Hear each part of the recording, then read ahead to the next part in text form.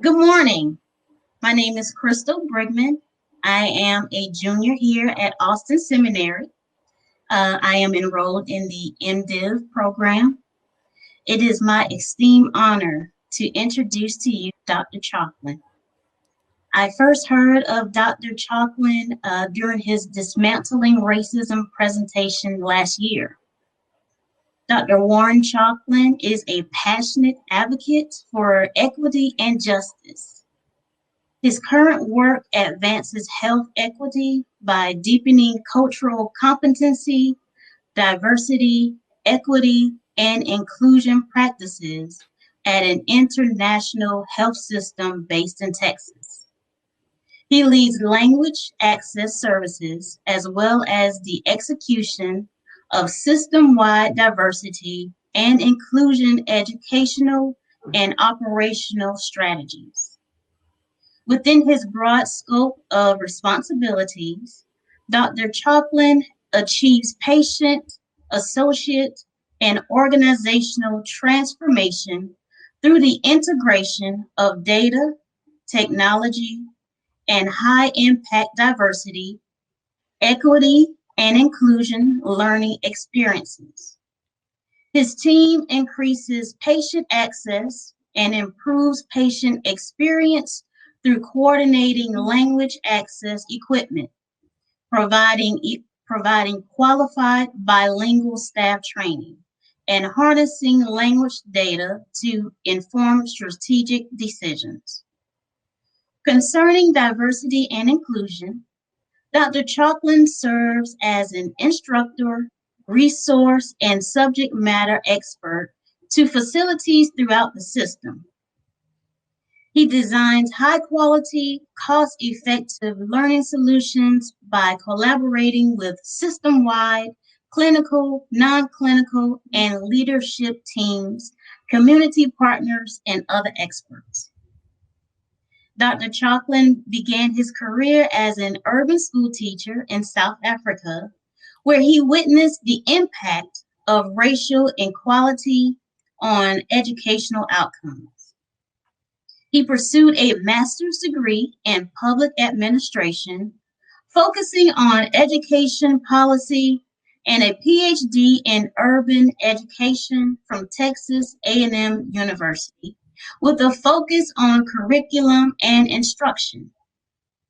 Dr. Chalklin has authored two book chapters and published peer-reviewed articles on topics such as racial equity, pre-service teacher education, and technology-based learning. Upon graduation, Dr. Chalklin moved to New York City, where he trained teachers how to use data to advocate for equity in their classrooms while working for an education nonprofit organization. He was also responsible for supporting the diversity and inclusion training and development program for eternal staff members. Dr. Chalklin's passion for deepening anti-oppressive practices with rather than for communities continues to shape his commitment to building a just world. Dr. Chalklin will be sharing a presentation. Be sure to maximize your screen by clicking the arrow next to the time left at the top of your screen. So without further ado, please join me in giving Dr. Chalklin a very warm welcome. Thank you so much, Crystal. Thank you so much. I am here with my colleague in Jabulo, and we're going to be engaging and learning with you. Thank you for that warm welcome. My goodness, I feel really thankful to have that, and I know it's been a conference. We're hoping to contribute to that. Before we get started, we're going to be using a poll, and Crystal's kindly going to put the URL for the poll in the chat. But if you have a phone or a device with you, you can go to your camera and scan the QR code on your screen, or you can open up a browser and you can go to ahaslides.com/HESED, HESED, and that will allow you to engage with us. We're actually going to have a lot of engagement today. You're going to be driving the session. Jabulo and I are going to be facilitating, but you're actually going to be driving it. and you can do that using the poll. We're not going to be looking at the chat related to content. We're going to be looking at the poll related to content. So if you do have any questions around technology, for example, let's say your microphone doesn't work, kindly put that in the chat for Osama. But if you want to engage with us using this poll during the presentation today, kindly scan the QR code or go to ahaslides.com/HESED. You can also see that at the top of your screen throughout the session. We're going to have a quiz just now. We're going to have an introduction.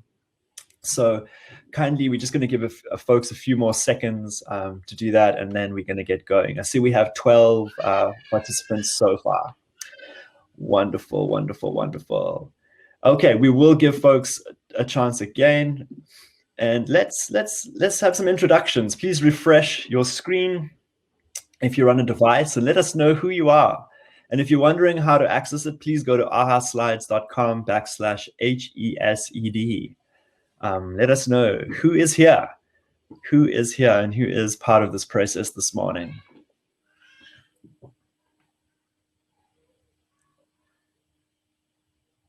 I see the numbers are growing. We got 23 people connected now.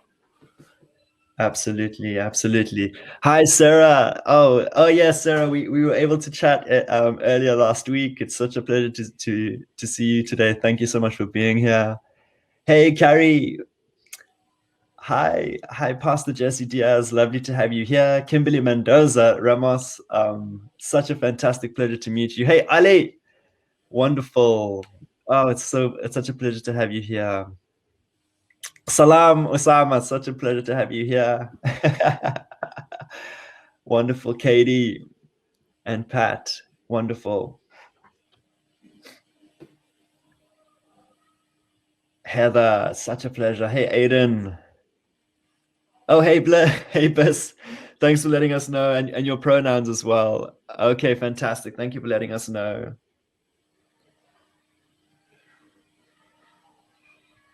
All right, we see 16 people who are on the poll, and we see 14. There's 15. Hey, Amy, such a pleasure to have you here. Wonderful, wonderful, wonderful. Okay, wonderful. All right, Crystal. Wonderful, wonderful. We're going to give it a few more seconds for folks to join us. If you've just joined us, welcome to you. Please go to ahaslides.com. And wonderful, wonderful. Okay, so Crystal, I want to make sure that we are good to go this morning. Everybody, technology-wise, before we jump into the session, I want to make sure everybody is in here. We are good to go. Okay, wonderful. I am just really honored and so grateful to be here with you. I'm here with a wonderful, incredible, powerful co-facilitator for this session, Njabulo. So Njabulo, would you mind please introducing yourself, letting us know who you are and where you're calling from today? Greetings, everyone. My name is Njabulo Mkhize. I am born and bred in Soweto. Now, Soweto is a township, slur name given, which would be a ghetto in America. It is an area which was basically segregated for Black people under the apartheid system, what would be looked at as the Jim Crow in America. And basically, the area has got approximately plus minus 2 million people living in like a cramped space, if I could say. Not much of any nature of any sort. The area was predominantly a mining area previously. And unlike many other Black South Africans, I do not have what I would call a rural home, somewhere where I've got land and cattle and somewhere where I can say I'm going away from the concrete jungle to go home. I do not have that. And my paternal grandfather was part of the apartheid struggle.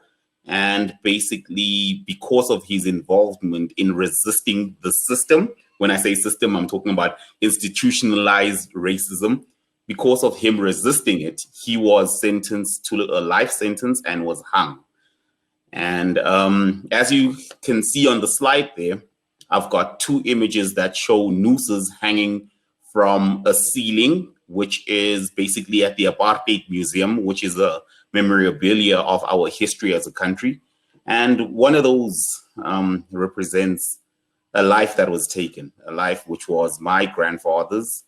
And it's something that, to me, was my first encounter with what it means to be Black in South Africa. So I was in grade 9 and I went to the Apartheid Museum on a school trip. And for the first time, I came into contact with racism post-apartheid and seeing directly what impact it has had in my family's life. And furthermore, since 2017, I've been struggling to get back into varsity, complete my studies. I have completed a teaching qualification, went on to do my honors, and then midway through my master's, once I had completed all my coursework, I was left with only the research component of the research, of the qualification. And unfortunately, the South African system is in such a nature that if you come from a poor background in which your family doesn't necessarily have finances to finance your studies, unfortunately, all you can qualify for is a government loan, which is called the National Student Financial Aid Scheme, which only funds undergraduate studies. For postgraduate studies, despite the fact that we have a shortage in Black professionals, there's very little funding. And yeah, so that's who I am, and I'm still trying to work on my academic journey to get towards getting my PhD. Wonderful. Thank you, Njabulo. Yeah. Something similar between Njabulo and I is we are teachers. We are teachers. We met in undergraduate, and we have a passion for education. But one of the things that also is very interesting is, of course, being a white South African in a segregated country, what is now Johannesburg includes Soweto, where Njabulo lives. But growing up, that was not always the case. When I say I grew up in Johannesburg, I grew up in the segregated part of Johannesburg, which was designated for white people only. And so the experiences that both Njabulo and I bring into the session in many ways overlap, but in many ways represent two South Africas in one. And so we come into the space with a lot of humility, a lot of compassion, a lot of commitment to engaging in a process of learning together. And that's really what we hope to bring into the space. Yes, we have our educational qualifications, we have our experiences, but what we really want to do is engage you and to understand your experiences. And so we really want to humbly acknowledge those pieces as we engage in this work. So thank you so much for having us. Once again, there's been a question around technology. I'm going to, before we continue, just make sure that folks can see the QR code. Please, if you look in the chat, you'll also see the URL that will allow you to engage with us in the poll. So please, if you could kindly just make sure you can open up a browser, scan the code, or go to the URL. Okay, wonderful. We're going to be asking you to engage with us in a little bit, so please ensure that you're able to do that. Thank you so very much. Wonderful.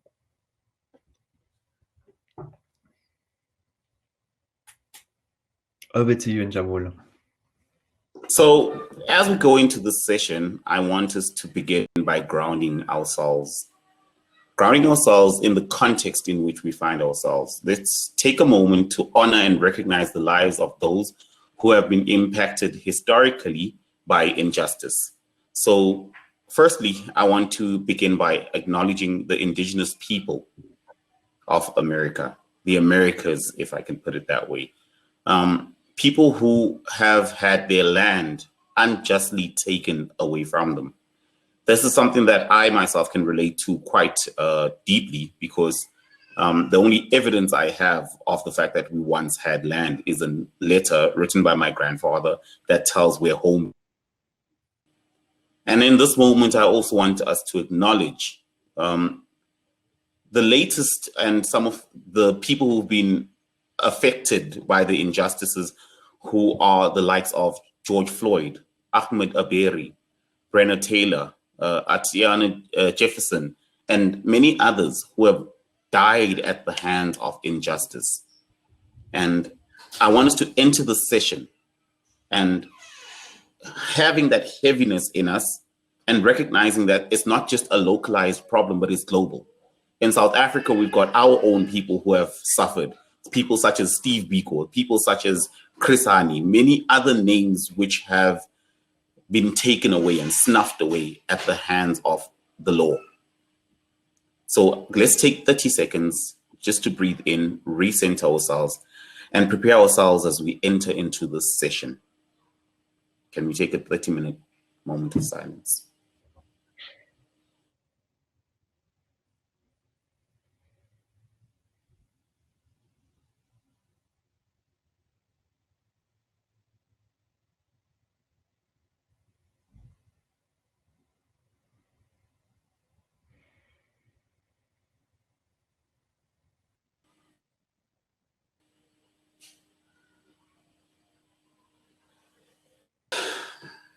Okay. Now that we've grounded ourselves, I want us to take a moment to express how we are feeling. Express, just put it down there in the poll, and we will be able to see it here on our screen to see how you're feeling entering into the session. In which space do you find yourself as you're entering into the session? Feel free to just throw in one word or just a short phrase. Absolutely. Heavy. Absolutely. Expectant, open. Wonderful. Wonderful, wonderful.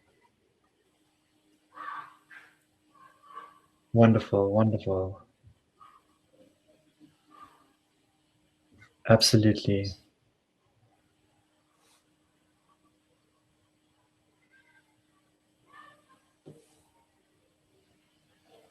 Absolutely helpless, angry, frustrated. Okay, wonderful. We are grateful as well. We are so thankful, tired and inspired, frustrated but hopeful.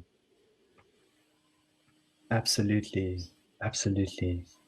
Thank you for sharing that, with us. Thank you so much. Inspired. Ah, this is wonderful to hear people who are hopeful, inspired, but also those who are heavy, those who are tired, those who are frustrated. Acknowledging that some of you attended another session previous to this one, and now you're coming into this one. It is, we recognize that. Thank you. 100%. Thank you so much. Wonderful. We see that there's 21 folks who are on, but we only have 15 answers. So we're going to make sure that we give other folks an opportunity to engage with us. Please do use your device and let us know. Let's see a few more. Let's see a few more inputs about how you're feeling. Hopeful, wonderful. Thank you so much to whoever added their voice to this conversation. Thank you. Wonderful. Okay, fantastic, fantastic.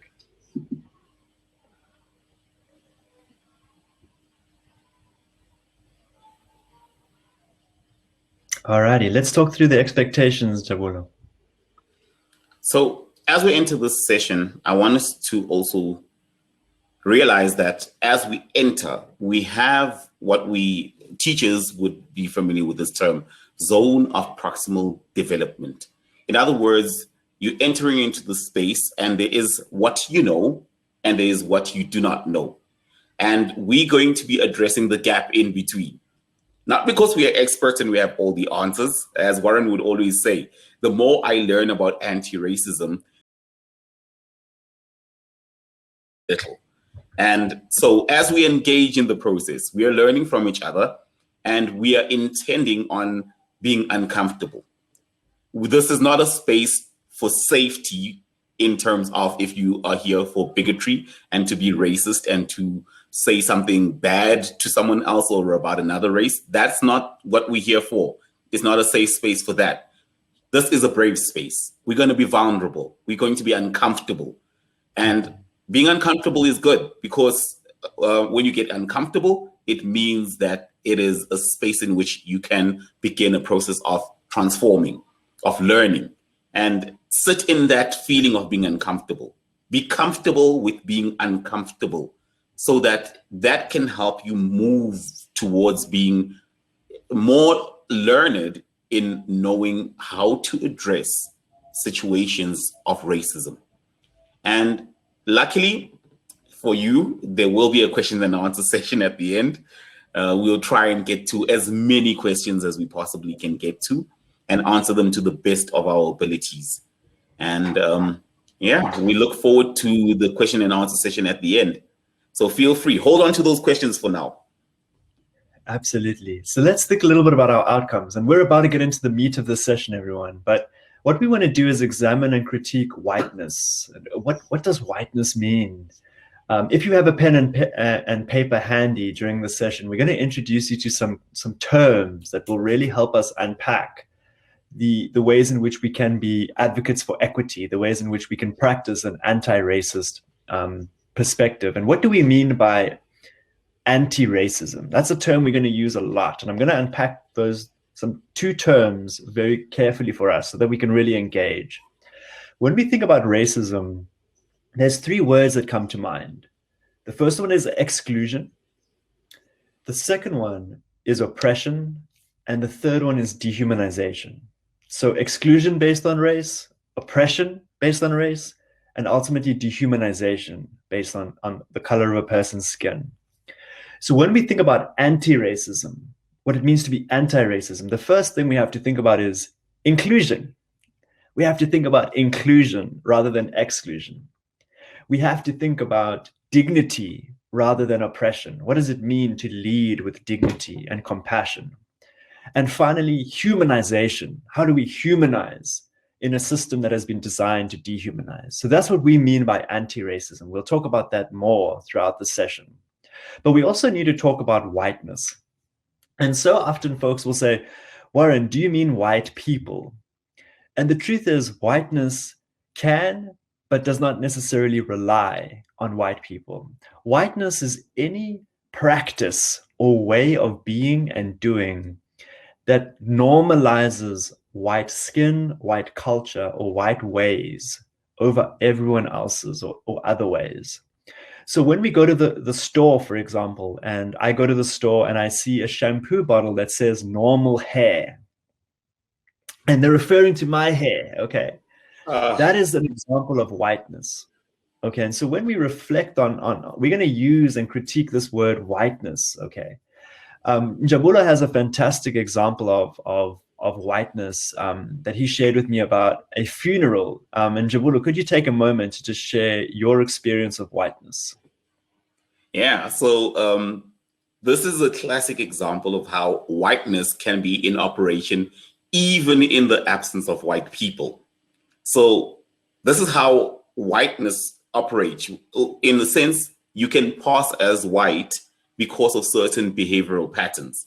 So, and as well as because of language. So in Black communities in South Africa, a lot of the time we have very big funerals. And when we have the funerals, we will prepare the food for the people who will be coming to the funeral ourselves as a family.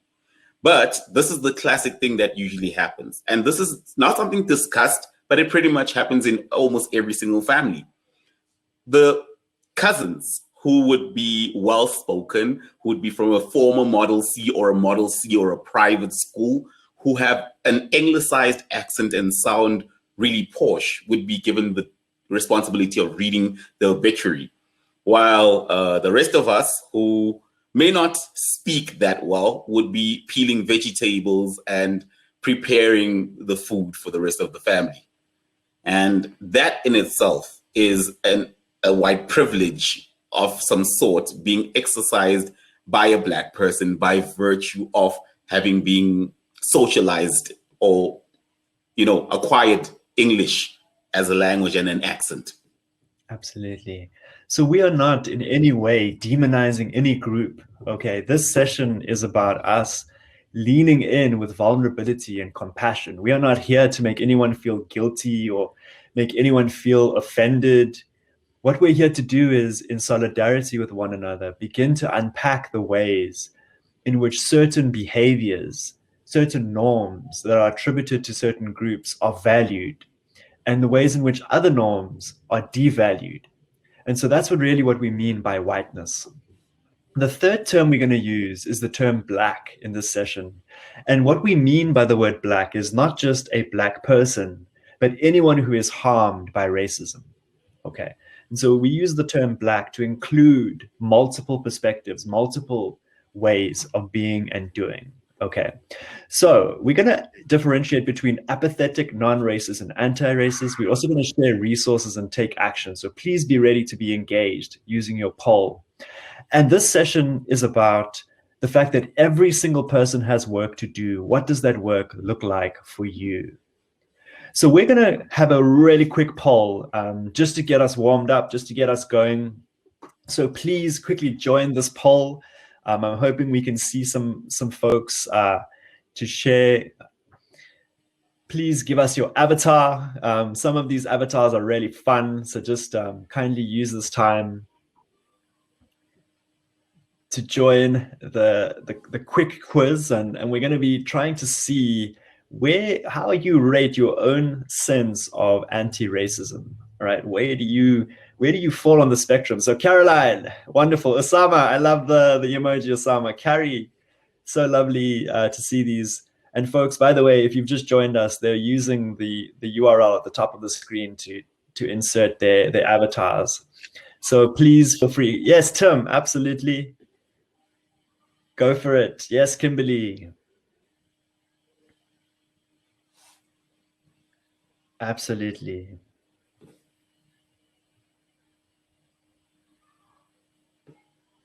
Okay, I see folks are coming on. Aiden. Pat, I see yours. Your Pat is what I need in my life. Wonderful. I see someone is feeling a bit chicken. Don't worry, we won't step on your toes. We'll be kind. I love it, Danita. I love it. I love it. I love it. All right, we have 13 players and 18 participants. I think they're still putting their pieces in. All right, Amy. Yeah. Wonderful. Keep them coming. It coming, everybody. All right. There we go. Okay, we're gonna start the quiz. We're just gonna give these 5 folks a chance. All righty. All right, we're gonna start it. I think we're good to go. All right, thank you so much, Marta. We're gonna go. You're gonna have 30 seconds to answer this question. All right, here we go. On a scale of 1 to 5, how would you describe your level of understanding of anti-racism? How would you describe your level of understanding of anti-racism? Is it 1, which is low, or is it 5, which is incredibly high? Okay, so 1, I would say you have no knowledge, you have sort of never really heard of this term before. Or 5, you would say you know a lot. You would consider yourself an expert in the field. And then everything in between is sort of the spectrum of it. So we have 8 seconds left. Let's see what you say. 3, 2, 1. Let's see. Okay. Wonderful, wonderful. So we have somebody who considers themselves a 5, absolutely. We have someone who considers themselves a 2, wonderful. But the majority of us actually fall on the spectrum between 3 and 4. Okay, wonderful.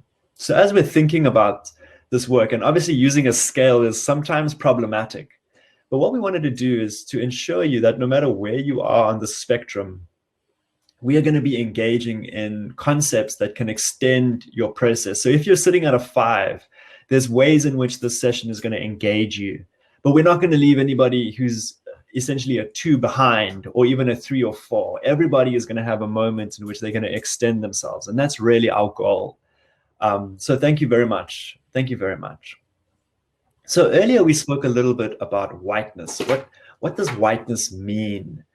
And if we can understand whiteness, we can then be better advocates to dismantle racism. Racism is inherently tied to the value that is assigned to certain skin colors. Now, notice we don't say deconstructing white.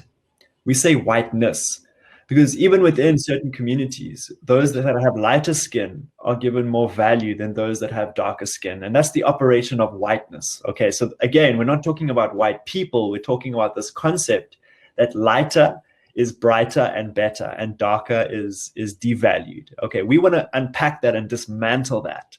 And if we can do that, we can begin to really undermine the way in which racism operates.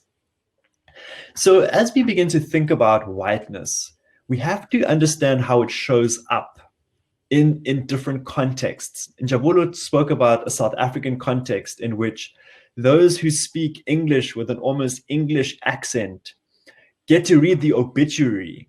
When you die, they try and find somebody who speaks with a private school accent to read your obituary, and everyone else has to peel potatoes and cook the food. Their voices aren't valued as much. Okay, and that's the presence of whiteness, because English is connected to this idea of value, and other folks are devalued. Okay, and so there's this power dynamic that exists there. But even in our language, why don't we talk about white skin in the same way we talk about other skin colors? You know, when you talk about an American, there's this image that can pop into a person's mind around what an American is and what an American is not. And so as we begin to think about it through the lens of race, I often come into contact with folks who talk about African Americans, Asian Americans, Native Americans, Mexican Americans. They don't ever talk about themselves as Irish Americans or Italian Americans. They are American in their minds. And so this idea that whiteness has almost created a qualifier for certain groups, but other groups, it has allowed them just to be called an American. I am an American first, and I'm an Irish American second, whereas other folks have to lead with a descriptor. And when you have a descriptor, it's almost like you have to qualify. You have to show some sort of almost description to belong. And so when we think about who belongs and who doesn't belong, whiteness operates in that process. And so one of the most important things about whiteness is that we all, in some ways, operate with it. There's certain ways of being and doing that we embody within ourselves that perpetuate hierarchies between people. And one of the tools we can use is this tool called white privilege. White privilege, in so many instances, I've had conversations with somebody who said, Warren, when you say the word white privilege, I get triggered because I work hard. I'm a good person. I grew up poor. And my answer to that is absolutely yes. I completely understand that. But just understand that white privilege is not being used as a weapon against you. It's being used as a tool to analyze reality. So in this session and throughout the session, we are not here to castigate anybody, to diminish anybody. What we're here to do is to offer some tools to begin to analyze the world for justice. Not only analyze it, but take action for justice. So as we look at this next video, and you can view this video on your device, you can also ensure that if you can hear, if you're on your laptop, for example, to turn up the volume. This video has been known to be a bit low. And what I'm going to do on my end is I'm going to mute myself, and then I'm going to come back and press play on the video. So just give me one moment while I mute myself.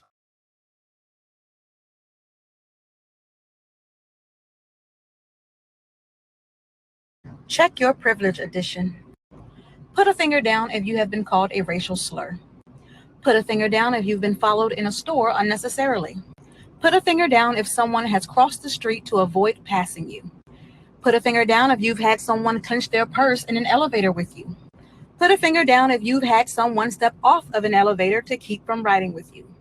Put a finger down if you've been accused of not being able to afford something expensive. Put a finger down if you have had fear in your heart when being stopped by the police. Put a finger down if you have never been given a pass on a citation that you deserved. Put a finger down if you have been stopped or detained by police for no valid reason. Put a finger down if you have been bullied solely because of your race. Put a finger down if you have been denied service solely because of the color of your skin. Put a finger down if you've ever had to teach your child how not to get killed by the police. Any fingers left? That's privilege. Sure. It's sad to say that some of us have no fingers left up. And if you have any fingers, privilege. So as we move on, we want to talk through the circles, and we want to talk about 3 different circles in which we can fit.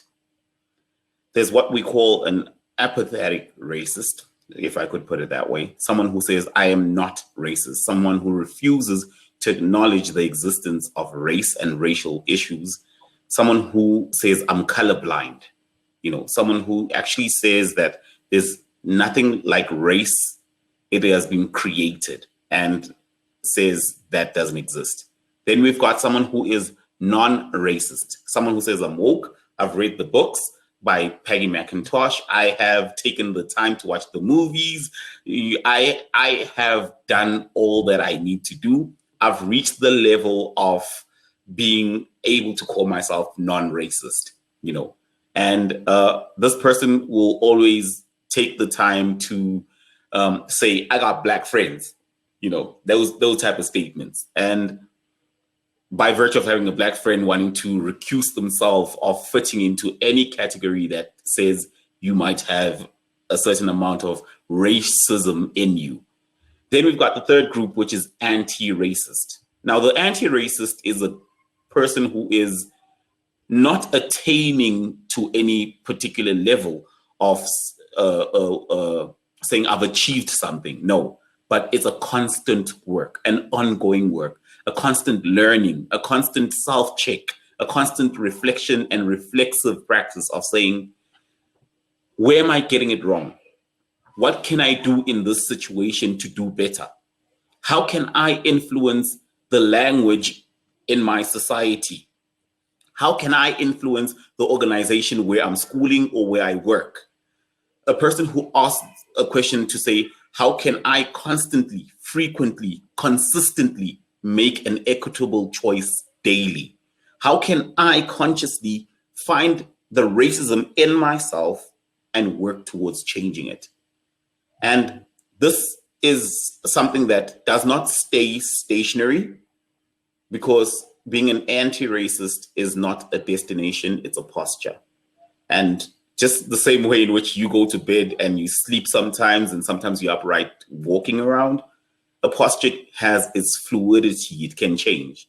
So sometimes you may find yourself being non-racist, and then the anti-racist check in you comes back and says, hey, you're behaving in a non-racist way. Sometimes you might find yourself behaving as an apathetic, and then you check with yourself and say, hey, I'm behaving in this way. So, and being anti-racist is not something that is set in stone. It's constantly shifting, and you're constantly checking up on yourself. And that's what it means to be anti-racist. So as we move on, I want us to enter into talking a little bit about a certain analyzing tool that we can use as anti-racists. So I'll speak only about the language part of it, and then Warren can jump over to talking a little bit more about the rest of it. Absolutely. Can we get just the next slide there, Warren? So before we do that, if we talk, one of the key things, everyone, is to understand that we do not live in a just world. I think one thing that we could all, if we had to take a poll and say, do we live in a just world? The vast majority of people, depending on their position in that society, would say that we live in an unjust world. Yeah. And so the status quo is unjust. And anti-racism is about asking us, it's measured by how much the system of injustice is being unmasked, challenged, and dismantled. So in an unjust world, we cannot begin to enter into conversations about equality, giving everyone the same thing. We have to talk about where is the injustice? It's present. Where is it? And what actions can we take? And that is the driving force of an anti-racist posture. Yeah. So as we talk about language in this tool, it's basically called the LIPS, and it's language, institutions, policies, and symbols. This basically is a tool that you can use not only to check yourself as an individual, but to even check organizations where we are, how racism is at play on a daily basis. So when we speak about language specifically, we're talking about the role which words play in distributing power. Words have meaning and implications. So, for example, if you're talking about Mount Rushmore and you're talking about the founding fathers, if you say founding fathers, first of all, did you find this place and was it lost? And second of all, if you're going to say founding fathers, did you birth this place to call yourself its father? So terminologies such as founding fathers ignore the existence of human life prior to the existence, or the arrival rather, of another people into an already existing space. Absolutely. Over to you, Warren. Thank you. Absolutely. Absolutely. And so when we think about the idea of a founding father, we have to think about the presence of whiteness, the imposition of whiteness in that space, in that process that completely erases indigenous peoples, and in their place re-narrates the whole history, recreates it as if everybody else did not exist. Okay. And so who is foregrounded and who is backgrounded is a fundamental question that we have to continuously ask ourselves. So language is critical, but also we have to look at our institutions. And if you have a pen and paper, this is a good time to begin to take some notes, because we're going to be engaging and asking you to look at a video and actually take notes of the institutions in that video. But an institution is a way of disorganizing or organizing social patterns of behavior. When we talk about a police force, we cannot be surprised when a police force uses force, when that's what it was designed to do. And so when we talk about a police force versus a police service, that fundamental difference is how the police will operate. And so when we think about institutions, they have purposes. They are created by people for a specific purpose, and they are designed to achieve those outcomes. And so we have to really think about the role of institutions as they relate to equity and justice. We also have to think about policies, any course of action or procedure by an individual or group with the power that determines actions, decisions, and priorities that affect others. A lack of policy is also a policy. So when we look at situations in which teachers, for example, disproportionately discipline African-American boys and girls, and those who identify as LGBTQI, and they say, I'm just following the rules, I'm just following the policy, we have to ask questions about those policies. In addition to that, we also often have to ask about the lack of policy. Why is there a lack of policy that protects LGBTQI folks from discrimination? Why is it that we don't have the policy? That lack of policy is a policy in and of itself. Okay, so we need to think about those pieces, the visible and the invisible, the explicit and the implicit. And finally, symbols. We have to think about the ways in which specific artifacts, specific even websites and pictures carry meaning and carry power. And that's a key thing that we want you to take away throughout the session, is the existence of power. If we can see the way power operates, we can challenge it and we can use it for justice. In an unjust world, power is operating to reproduce itself. So we need to learn how to name it and dismantle it in order to create shared power. So we have to think about the perspectives of those with power. And again, we come back to this idea of the founding fathers, this idea of completely changing the symbolic nature of how we see ourselves and others. So what we're going to do is you're going to watch a video, and in that video, you're going to see language, institutions, policies, and symbols. I encourage you to take note of how power is being used. So language, think about the language that you hear. You're going to hear specific phrases in this video. Please write those down. You're going to see institutions that are going to be mentioned in this video. Write those down as well. Think about, why did they use that specific institution? Also think about the policies, those that are there and those that are not there. Okay. And finally, symbols. Think about some nonverbal aspects, body language, geographic location, things that are not written down per se, but are present in this reality. So what we're going to do is play this video. It's an interaction between Amy Cooper and Christian Cooper, no relation, in Central Park. And I'd like for you to think about the language, the institutions, the policies, and the symbols. Make sure you have a pen and paper, okay? Make sure you take some notes. I'm going to mute myself, and then I'm going to play this video.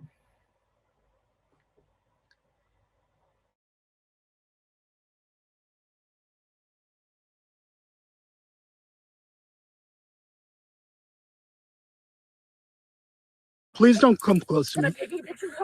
Please call the cops. Please call the cops. I'm going to tell them there's an African-American man threatening my life. Please tell them whatever you like. Would you please stop? Sir, I'm asking you to stop. Please don't come close to me.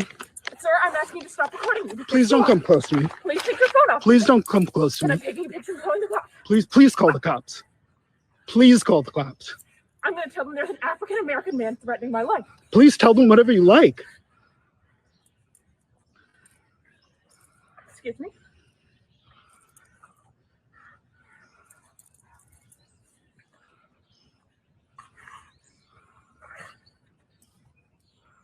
I'm sorry, I'm in the Ramble, and there is a man, African-American, he has a bicycle helmet. He is recording me and threatening me and my dog. There is an African-American man, I am in Central Park. He is recording me and threatening myself and my dog. And my... I'm sorry, I can't hear you either. I'm being threatened by a man in the Ramble. Please send the cops immediately. I'm in Central Park in the Ramble. I don't know. Thank you.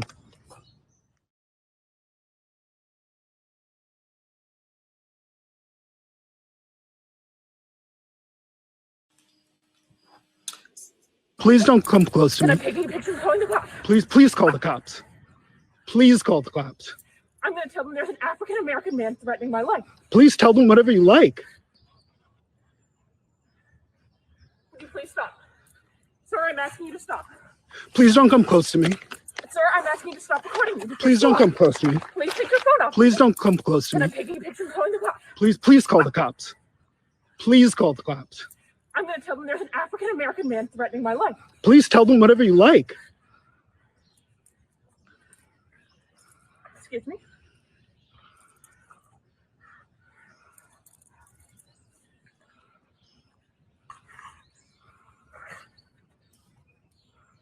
I'm sorry, I'm in the Ramble, and there is a man, African-American, he has a bicycle helmet. He is recording me and threatening me and my dog. There is an African-American man, I am in Central Park. He is recording me and threatening myself and my dog. And my... I'm sorry, I can't hear you either. I'm being threatened by a man in the Ramble. Please send the cops immediately. I'm in Central Park in the Ramble. I don't know. Thank you.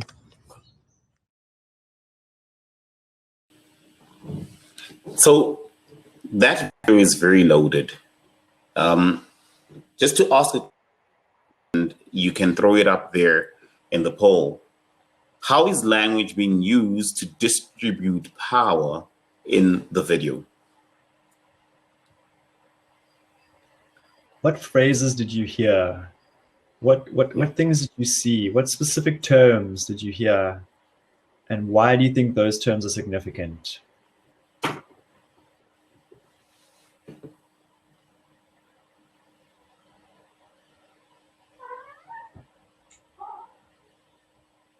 Okay, I see 18 people typing. Just please keep them coming. Absolutely. African-American man threatening.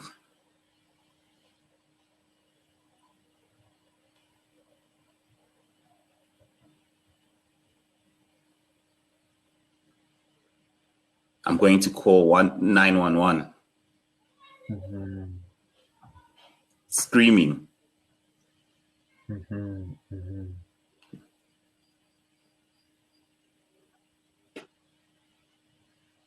Great. trembling voice. Yeah, the trembling voice. So why are these significant, Jabulo? Why do you think, for example, this one, cops, black man threatening me, what do you think the significance of those things are? The significance of it is that a black man automatically is a threat by virtue of being black. You see, and the institution, which is the police officers, are being used to protect whiteness in this context. You see, the lady Amy is specifically saying there's a black man. She has to highlight that this man is black in order to get action from the institution. You see, the institution instantly reacts when a black man is in question because automatically he is in the wrong, according to the institution itself. Furthermore, what you pick up is that the man has made a request to her, please don't come close to me. Please put your dog on a leash. And that request is made because the black man is feeling threatened by the dog itself. So that is not being. White privilege says that white freedoms, even when they overstep onto black disadvantage, are in the right still. And the institution is being called upon in order to protect white privilege in a space that is being claimed to belong to whiteness, and blackness not being welcome to share the same space. Absolutely. So let's unpack that a little bit more. So there's this language. There is a African American man, and so African American is code for black. Okay, threatening my life. There's a black man threatening my life. I'm going to call the cops. I'm going to call the cops. So tell us what institutions you saw in this video and how they're being used. Why specifically there's certain institutions that are being called on and others that are not being called on in this situation. And as we reflect on that, we can begin to understand this. We can take the complex and simplify it and understand some of the codes of this experience. And that's really what we're trying to learn about. There's codes. So I see 15 people typing. And as we think about the language, there's coding, what we call coding. Coding is the meaning that lives underneath certain texts. And a text can be a word, it can be an institution, it can be a symbol, it can be a policy. And what we're doing together is we're decoding the situation with Amy and Christian Cooper. So I see some folks are talking about the ramble, the space, the expectations of dogs being on their leashes, the police, absolutely, the space, the institution of Central Park, okay? Assumptions about the proper role of the cops, a public space, law enforcement, the cops versus the park police. Yes, notice she didn't call the Central Park, security. She called the police, the cops, okay, because she understands what that means. When we think about the location, when we think about the exonerated five, when we think about the ways in which young black men were accused of rape and imprisoned for life, falsely accused and falsely convicted of rape and imprisoned for life, we have to reflect on the ways in which Central Park is a space in which certain people belong and other people do not belong. The use of cops as a weapon, she understands they are available to her as a weapon. So the institution is critical. There's a critical way in which the institution is being used. Now, if she had called a stranger to help her, for example, if she was genuinely threatened and she called a stranger, let's say a police officer that was off duty, that police officer would not be able to act with the authority of a police officer. The police force gives the force to the individual. And that person is walking into a space where a context has been created. Amy Cooper created a context in which this person, Christian Cooper, was being framed as a threat to her. So when the police arrive, they are immediately going to use institutional force against Christian. And that institutional force has a historical nature. The original police force were slave catchers. The original police force was an institution designed to enforce the system of slavery, and that has the role. That's the role it's played again and again during the era of Reconstruction. Formerly enslaved people, free Black people, would be lynched in the presence of police, the so-called police force. Okay, because the police force was ultimately involved in the brutalization of Black bodies. So that history is playing out. That history is playing out in the present. So we have to understand the way the institution has consistently been designed to perpetuate a certain outcome.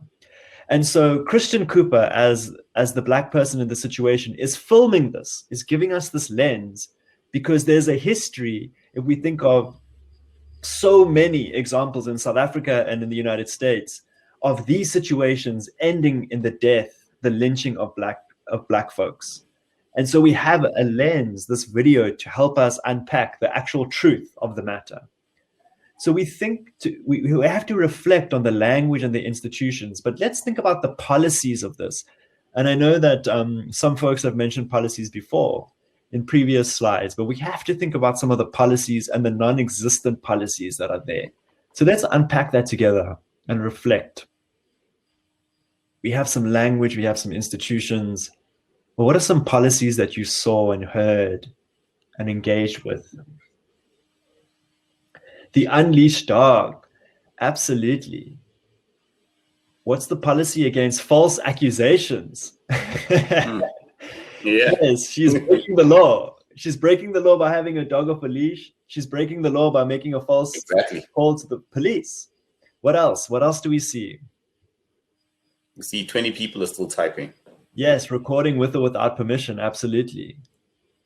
Dogs on a leash. The cops and the cops will believe the white woman over the Black man. Absolutely. Following park rules. Absolutely. So in other words, here is a person. What system, right? So we're taking it away from people, and we're moving to systems now. Remember, we're thinking about taking it away from a person's actions and shifting it into this idea of a system. What system do we have that entitles somebody to have their dog off a leash in a leashed area, to call the police on that person and make a false accusation and still feel entitled to be believed by the police? What system is created in which a Black person who respectfully asks somebody to follow the policy of the park is threatened with their life? What system exists to create that reality? And that's really what we're trying to bring into this. The fact that even though Amy Cooper broke these different policies, that would almost become irrelevant when police officers arrive. Those facts would almost become secondary to the fact that she's being threatened by a Black person. Okay, and that's really what we have to engage with, that reality. Okay, we have to understand that if there's no policy about false claims, she can very easily position herself as the victim without any evidence that she has been victimized. There's no evidence. This man was standing in his position with his phone to protect his life. Okay, so as we think about the weaponization of whiteness, the weaponization of my life is valuable, my standards, my presence, my body is valuable, and yours is not valuable. Amy Cooper was defending the privilege that comes with a system that privileges whiteness. Okay, and that's really what we have to dismantle as anti-racists. We have to name that. The language. We have to name that language when we look at the situation. We can't just say, oh, Amy Cooper's not racist. We can't just say Amy Cooper's non-racist. What we have to be able to say is, how does the system create a language that is coded, that protects her and threatens him? What about the institutions? Why are the institutions designed to enter into this space and threaten Christian Cooper's life?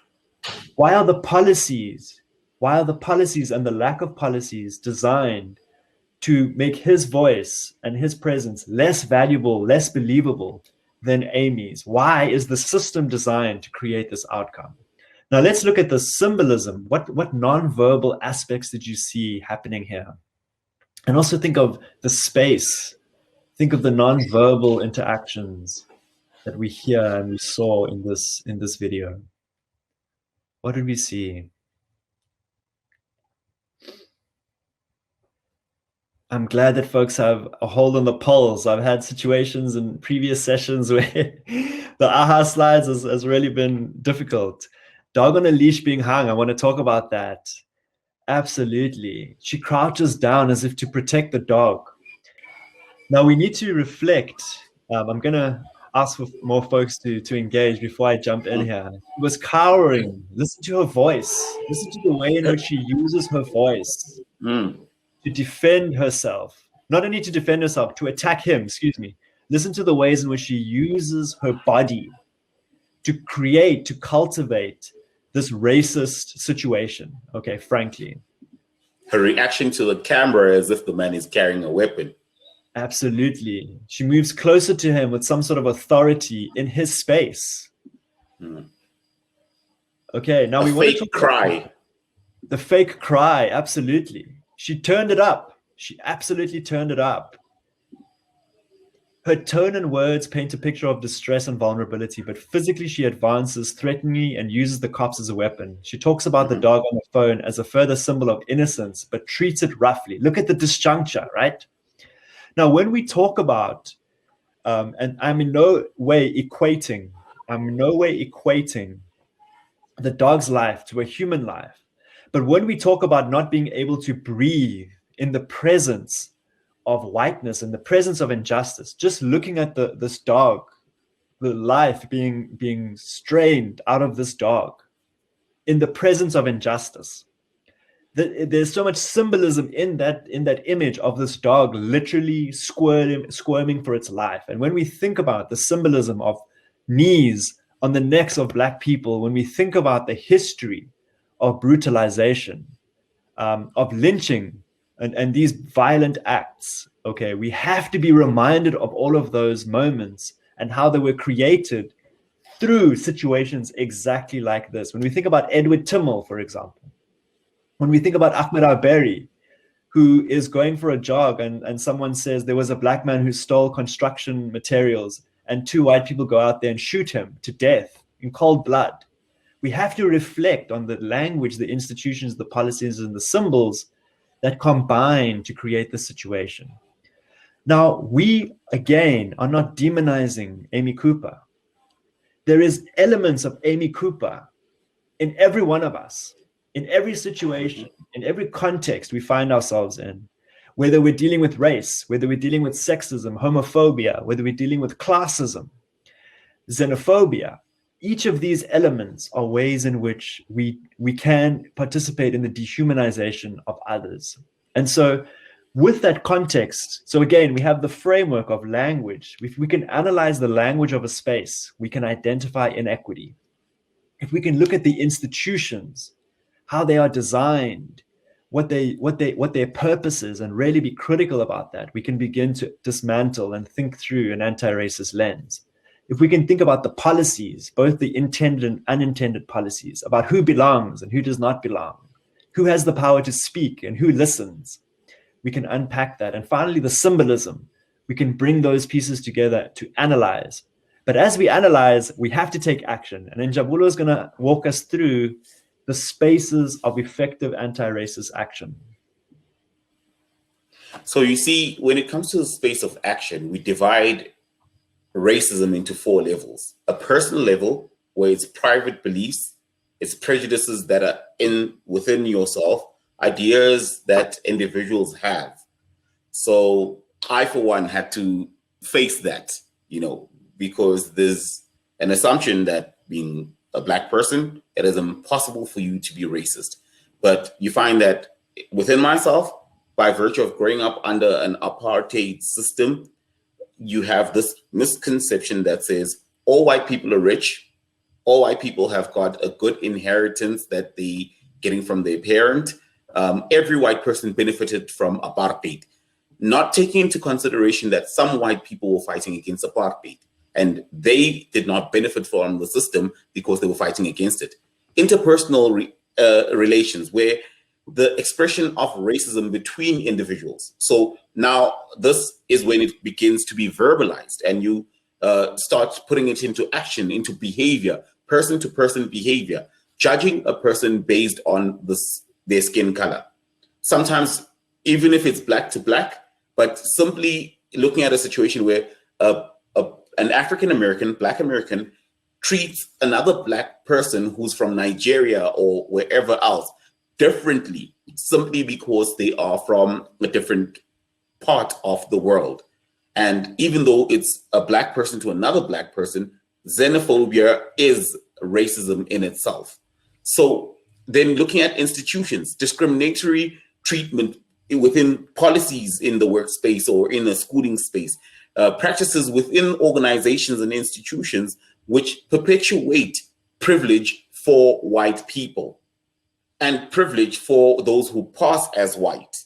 And even to the extent that Black people who have held positions of influence within institutions doing absolutely nothing to influence the policies of those institutions in order to achieve some kind of change to be more inclusive.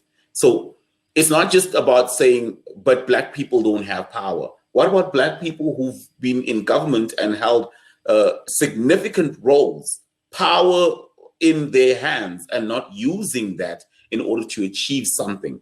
Structural racism, where we find a system in which public policies, institutions, and practices of other norms and are perpetuating racial group inequities, okay, and inequalities. So racial groups being privileged simply because of the color of their skin, not because there's any qualification they have. It's what I mentioned a bit earlier to say that sometimes within the work environment, you find that a white person will be put in a managerial position, not based on their qualification, based on the fact that they're white. So because you're white, you can manage automatically. That's just the assumption, you know. And so what policies do we find within the public space, not just within the workspace? Let's take it even higher in the government space. The lack of policy, such as affirmative action. In South Africa, we've got broad-based Black economic empowerment. But even though it's there, in existence as a policy, the problem behind it is that companies take a Black face, but that Black face who is representing the company to the public doesn't necessarily have a voice in the company on the finances, on the policies. So you're just the face of the company. And that in itself is different layers at which racism is working. Absolutely. So as we think about this, we have to reflect on the fact that education is intertwined with racism. We are here to learn, but we have to understand that the system of injustice is allowed to perpetuate because we learn how to be in it.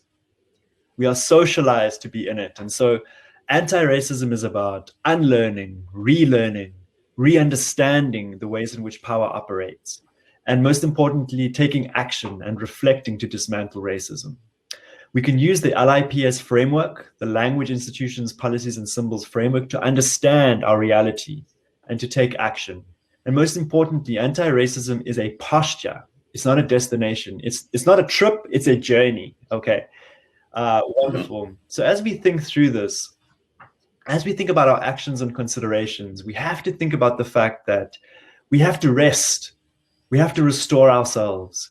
There is joy in justice. There is an opportunity for us to be full within ourselves as we engage in this process. We have to understand that it is a lifelong process of awareness, analysis, allyship, action, and reflection. And working on ourselves is one of the most critical things that we can do in addition to taking action, okay? For white folks, and talking in the eye, we have to avoid white saviorism.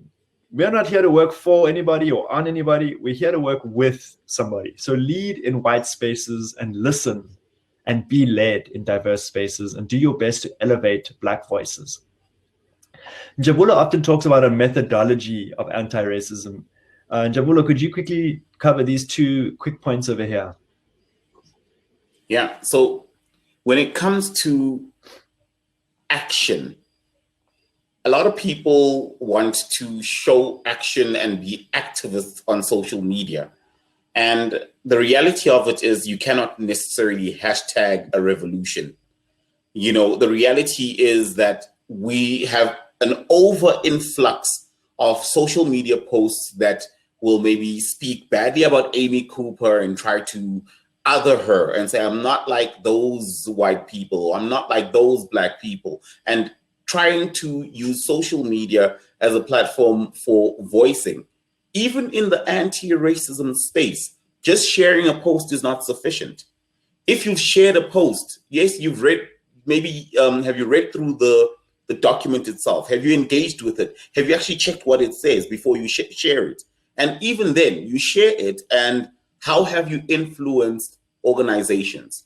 How have you influenced structure of organizations and the policies which organizations have? How have you impacted on decision making within maybe a company, within a school, within an individual interaction?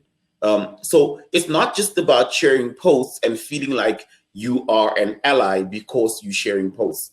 And as Warren mentioned about white folk not taking a saviorism perspective, Steve Biko actually mentions that we are tired as Black people of standing on the sidelines and watching a game that we should be playing. And so it's about elevating Black voices, Black literature, Black content that is speaking to the Black experience. So, for example, recently in South Africa, we had an issue where a journalist was basically asking Black people to put their masks on. And whenever she'd be interviewing a white person, she wouldn't ask them to put their mask on. And maybe she in herself would say, I wasn't consciously doing that. But that in itself is showing an internalized racial issue that is within herself, you see. And that is where methodologies such as LIPS are important to reflect on an individual, reflect on the policies, reflect on the organization, reflect on the symbolisms, and asking questions like, where are the George Floyd situations occurring in your space? And what are you doing about it? Absolutely. So when we... If a white man, can I just throw in that to say, if a white man entered the space during George Floyd's situation, his voice, what would it have done? Mm-hmm. Would we be speaking about a George Floyd who's alive today if a white man entered that space and interjected? Mm-hmm. Absolutely. We all have a role to play. And so we do have a workbook that is coming your way, and it's in the email that Osama sent out. It also, please note that you are welcome to join an anti-racist learning and action list. Crystal is going to put the link to that list in the chat. That will send out just twice a month resources that will help you unpack, learn, analyze. And those are resources that you can access throughout. We also want to make sure that you are enjoying your workbook. Please note that it is in the email, so you can definitely access it there. So at this time, we're going to go to the Q&A. And so we have about 15 minutes for the Q&A. So please, if you will, post some of your questions. Jabulo and I will do our best to answer those. That'll be for about 5 to 10 minutes. And then what we're going to do is actually shift into allowing you to engage with us live, okay? So we're going to kick off with 1 or 2 questions. So anything that's on your heart, please, can you put it in the poll? Any question that you might have, we'll do our best to answer it. And then we're going to stop sharing and actually hand it over to Crystal, who's going to help us moderate a few questions. So please help us out with our first question. Let's kick off. So while we wait, let me just ask Njabulo a question while we wait for this. And Njabulo, if you can be brief in your answer. As you think about your experience sort of going through this piece and recognizing that a lot of us on the call are thinking about this through a religious perspective or through the perspective of faith, if you will, or even, let me backtrack, maybe some folks will ask the questions around faith. When you think about justice, no justice without us, what comes to mind for you? It's exactly what I had mentioned in that quote, to say, we cannot have a situation where we're standing on the sidelines. Mhm. You see, racist behavior operates in this way. I kick you, and then after kicking you, I tell you it's not so, Mhm. but I'm feeling the pain. Mhm. So if I say to you, your behavior is racist, and you say, I am not racist, you don't feel the pain of what I feel. You've kicked me and you're telling me it's not so. And that is exactly how justice should be. Mhm. I should be the one leading the justice and saying, this is what would be justice according to how I see it. This is what makes me feel justified in the pain that was caused to me. Absolutely. So I'm going to answer one of the questions that's been posed, and then Crystal, we're going to go right into the live Q&A. The question was asked, there's a fine line between advocating on behalf of minority groups that I'm not a part of versus taking responsibility for changing what I can. It's always tricky to make sure I'm not taking away someone else's voice versus picking up on my job. And I think that's where the boundaries of what is effective, there's different words for this, but allyship is a word that people use. People use the word co-conspirator, advocacy. And I would say that there's no simple answer. When do we become an advocate? When do we become an ally? When do we listen and when do we talk? I think there's no simple answer to that. But I will say, and I'll speak in the I, that I, as a white person, have been socialized to talk and to have other people listen. I've been socialized to take the lead in spaces. I've been socialized to enter into spaces and be believed and not have to work harder to be heard and to be listened to, for example. And so that norm means that I often operate with the assumptions that when I say something, people will listen to me. And so I have to dismantle that. I have to dismantle that and make space for other people to whose voices are historically marginalized to take up that space. I will also say that when it is time to share my voice, that I step into that role, that I step into that space and advocate and play my role. And so when people are, I've seen people who are very awkward, to be honest, and oh, I don't want to offend anybody, I don't want to do anything, and injustice is maintained. We have to act to dismantle injustice. But we also have to be humble with ourselves and learn from that process. So I really, really want to just sort of piece that together. So I see a question here, Njabula, that I'll throw to yourself. How do you involve and engage communities in conversations and calls to action? Njabula, what are your thoughts on that? How do we engage a community in this process? I think whenever you talk about engaging a community in anything, you firstly have to begin by asking, are those people operating from a common ground? Because if you're not operating from a common ground, you will have a situation where you basically maybe decide, let's take some protest action. And before you know it, a non-violent protest turns into a violent protest because there was not a shared vision. So before you engage a community into any action, begin with the learning process first. Begin by taking the time to unite as a community and have a common goal, a common memorandum, if I could say, to define who are we, what is our intention, what do we want to achieve. But not only that, how will we achieve it? Mm-hmm. You see, the how part is the difficult part. To know what you want is easy, but how you'll get there is the difficult part. And the other question to ask is, what am I willing to sacrifice in the process of trying to achieve what we are trying to achieve? And most of the time, you find that, especially something that we even saw in South Africa during the apartheid times, and even with the current government sometimes, is something we see. A person wants to say, I'm advocating for the poor, but they is living in the richest part of the country and enjoying riches, but they're saying, I'm advocating for the poor.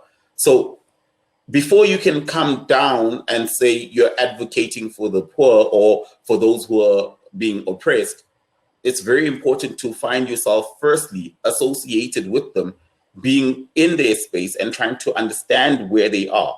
I'm not trying to say a person who is rich cannot advocate for the poor, but I'm trying to say before you advocate, let them lead you. Absolutely. So at this time, Crystal, we're going to ask you to be our moderator. If anybody would like to join in live, we have space for one person to come on, ask a question, engage with us, and we will do our very best to be open and engage the best we can. We will be put on the spot, but we'll do our best. Exactly. And so if you would like to participate with Dr. Chalklin, all you have to do is click the button where you can share your audio and video, and I'll be more than happy to welcome you right into our chat. I'll give a little second here.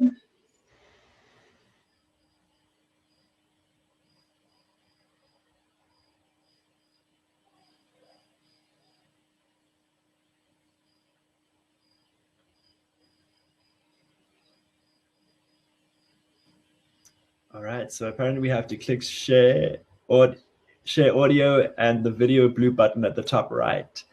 So if you would like, kindly engage with us. I don't want to lose any precious time that we have. And so there was a question that Daryl asked. It said, we can invite, educate, and engage. Oh, wait, here we go. Sarah. And you can, go for it, Sarah. Answer Daryl's question first. That's just fine. I promise to answer it right after you, Sarah. Okay. Go for it. I really found, so do you know the writer Austen Channing Brown, who's an American writer? She wrote, I'm not gonna be able to think of the name of the book right now. If somebody will put it in the chat, I'm sure I will when I'm done. But I was listening to an interview with her and Brene Brown, and one of the chapters of her book is a chapter called Nice White People, which was one of those chapters in a book where I would read it and then I'd have to shut it because I felt so seen in a way that wasn't flattering. And but she talks about, I'm Still Here. Thank you, Carolyn Hustle. The name of the book is I'm Still Here. I think Black Dignity in a World Made for Whiteness. But one of the things she talks about is the need for white people to feel like they're good, which I think you got at a little bit earlier in those three models of racism and anti-racism, and I'm wondering how you have dealt with your own internal desire to be good or be perceived as good as you've engaged with this work. Sarah, thank you so much. And I'll talk in the I to this question. So I don't want to talk on behalf of white people, but something that's critical to whiteness is the operation of shame. Shame is the critical catalyst of white guilt and white behavior. And so what I have found is that there's this idea of moralizing myself as a good person or a bad person. And in that dichotomy, shame is used to sort of police my behavior. And so what that does, for example, is in conversations about race, I've never had them in my family, for example. And imagine I have a black sister and we've never spoke about race in my family because it was something that we as white people were ashamed to do in my family. But what that does is it doesn't equip us to build the analysis, to build the awareness, to actually dismantle the ways in which we participate in racism. So when we use shame and we don't engage with that shame, it's actually a tool that's used to almost disengage white folks from the process of dismantling for justice.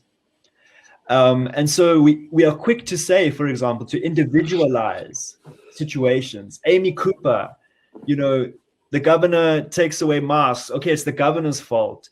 Oh, we're quick to individualize it. But what we fail to do is actually do the work of thinking about the systems and the structures. And, Sarah, when you said you closed the book, there's shame there. There's shame and guilt that forces us to close that book. And there's a purpose behind that shame because it doesn't engage us and equip us to actually engage with the system. Now, conversely, and I don't mean to talk on behalf of Black folks, but Black folks grow up talking about race because it's a matter of survival. They develop that muscle. They develop those competencies. They develop those ways of looking at the world. And that's why there's this imbalance of understanding. White people benefit from racism, but they understand the least about it. So shame is the barrier to this. So if we can deal with our shame and deal with our guilt, we can be better advocates for justice. I hope that's helpful, Sarah. Now, I want to hand it over to you, Njabulo. The question was, we can invite, educate, and engage, but I don't want anyone marching with me out of obligation, perceived expectation, versus a sincere conviction to change things. How do you navigate with folks that say, I'm with you, Njabulo, and then things get hard, and then you turn around and they're gone, for example? How do you navigate that, Njabulo? You see, when it comes to taking a commitment to something, that's why anti-racism is a lifelong commitment. A commitment operates in this way. I'm willing to be here when it's good, and I'm willing to be here when things turn bad. I am willing to take the good that comes with being known as an anti-racist and looked at as this highly accomplished person for attaining, this journey that I'm on. But what happens when this journey turns bitter? And so commitment is the first step of becoming an anti-racist. And, sometimes this commitment looks in the sense like a commitment that would cost you your livelihood sometimes. You see, in the story of Steve Biko, for example, one of his closest friends was Donald Woods. Donald Woods was an editor of a newspaper in South Africa. And when Steve Biko was put under house arrest, Donald Woods became his voice.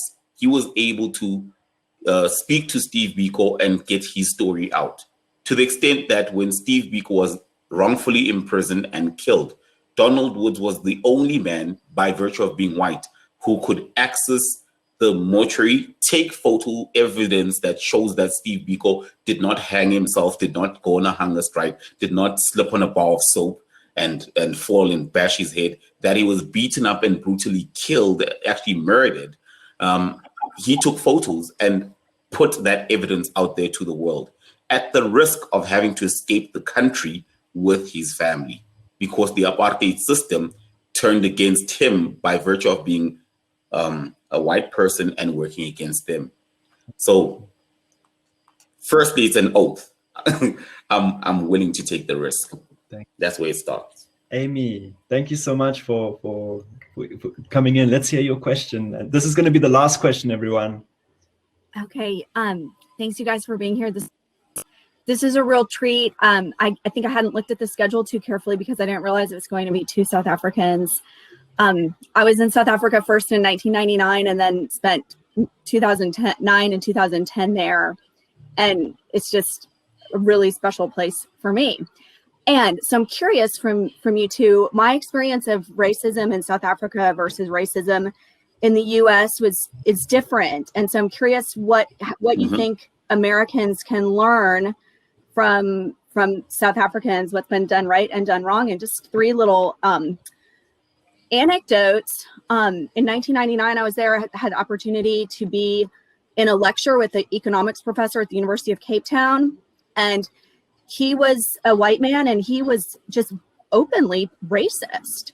He was at that time speaking against the Black empowerment, the affirmative action program, and basically just that, like, have to go back and look at my notes, but basically just because, Black people aren't as good as white people. I mean, and I was pretty shocked, but I was young, I didn't know what to really do with that. And then some of my friends, we were trying to get into a nightclub in Cape Town. This was also in 1999, and a Black friend that was with us wasn't going to be allowed in under the reasoning that he had sneakers on, and we looked down at our shoes and we were all wearing sneakers.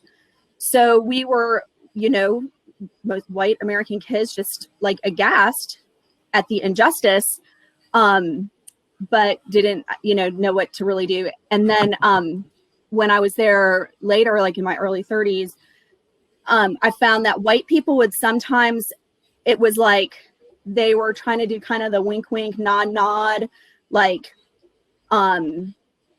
were the white people, were like one white man was trying to explain to me as an American that actually apartheid wasn't so bad and the Black people didn't really have it that bad under apartheid. And I just, it was pretty shocking to me. But in many respects, South Africa, I think, has progressed further, but then sometimes seems not to. Anyway, I'd love to hear y'all's commentary on the comparative situation. Thank you. Absolutely. Jabula, I'm going to give it to you, and please be brief because we promised to be on time. And South Africans would like to extend the time. 1 minute is not 60 seconds in the South African world. Yeah. Thank you, Amy. Thank you so much. Well, we really appreciate you for that question and for your love for South Africa.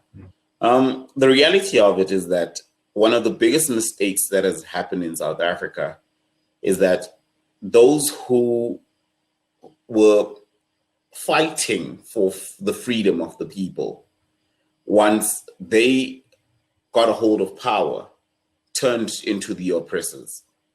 And when I say turned into the oppressors, I mean turned into the oppressors of both Black as well as some white communities. So when I say turned into the oppressors, I'm also saying that they got a hold of power, and once they got a hold of power, greed stepped in. You know, so we need to be very careful when going into communities and trying to advocate for change. Once you have the ability to implement change, be very careful what you do. Be very careful who you give a voice to. Actually, this is one statement I always make. We were not liberated by the ANC because the ANC, the African National Congress, which is in power, claims to have liberated us. But there's so many unknown soldiers who died to try and get the African National Congress, which is leading us, to become unbanned. So what we need to be aware of is that even if you're white and you are in a struggle to attain a constant movement in being anti-racist, once you are in a position of power, reflect on what you are doing to, on a daily basis, by the way, reflect on what you're doing to impact change. Absolutely. And don't be afraid of what you are going to lose in the process, because many have lost a lot to attain the freedoms that we are able to enjoy in South Africa today, and the freedoms that you are able to enjoy in America. And to achieve more freedoms, we're going to have to make more sacrifices. I'll be really quick. Thank you, Osama, for holding this open for a moment. Given that I've lived in both contexts, allow me to please reflect. The one mistake South Africa made, and it's in our constitution, is we spoke about building a non-racist and non-sexist society, not an anti-racist and anti-sexist society. But we named it, and that's the lesson. We named it in our constitution that we are a non-racist. It's not perfect. In the United States, we are stuck in the paradigm of equality. We are not stuck in the paradigm of equity. And so we have language in the United States that is coded. So no longer in the United States. In South Africa, a person will be called a Black person. In the United States, we have a whole plethora, a whole dictionary of inferences, urban, poor. We have a whole lot of words that refer to Black people without referring to Black people. And the problem is in the United States is that folks are not decoding the language.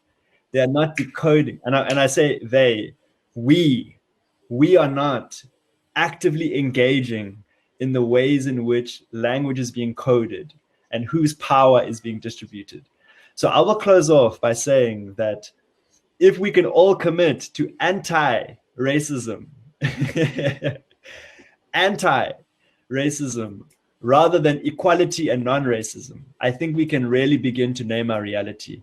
And so that economics professor was giving you a gift, Amy, because he was revealing himself. The problem in many contexts that I faced here is that I've only learned 3 years later what this person really thinks and really believes, because I haven't been able to read the context. So read the world as best as you can, and that would be my biggest hope. Thank you so much. We're actually going to close at this time. Crystal, thank you so much. It's been a joy. You invited us into this space, and we just want to thank you. Bless you. Thank you so much. Usama in the background. Yes. You are in the foreground of our gratitude and in the background of this hop-in session. So thank you so much. I'll hand it over to you, Crystal, just to close us out. Sure. No, we thank you both for being here for this session. As you can see, we all wish that we had more time to spend with you. But on behalf of Austin Seminary, we thank you for graciously coming into our space and educating us on what it means to be anti-racist. And so we sincerely thank you both. And thank you for making the sacrifice of time change where you are there in Africa. So we greatly and humbly appreciate your sacrifice as well. And now for the rest of us, this is the time where we break for lunch. We will come back here at 1 o'clock. During lunch, we invite you to have your lunch with us. As stated earlier by Kim, we have several discussion rooms. The rooms will be facilitated by some of the members of the HESED community. Rooms include Austin Community with Aiden. You can have prayer sessions with our Reverend Sarah Gaventa, immigration issues with V, and a general hangout room with Danita. This is also a reminder that our worship will begin at 1 p.m. And so we look forward to seeing you there. Enjoy your lunch. Salagate, everybody. Take care. Bye.